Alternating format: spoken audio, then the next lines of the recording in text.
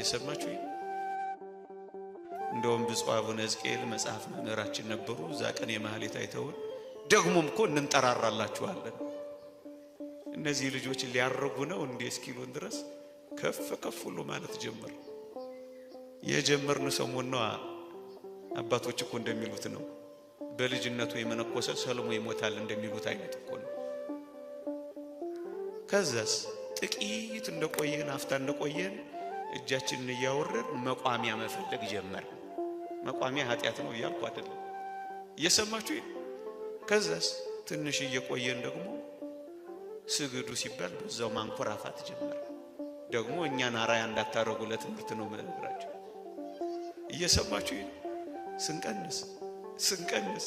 ስንቀንስ እኮ ነው እኔና እናንተ ምን ኖረው የቀድሞ ፍቅራችን እየቀዘቀዘ የቀድሞ ትጋታችን እየጠፋ ማህሌት የሚያድሩት አልጋ ላይ ያንቀላፉ የወለዱት በጊዜ ወሊድ ብቻ ሳይሆን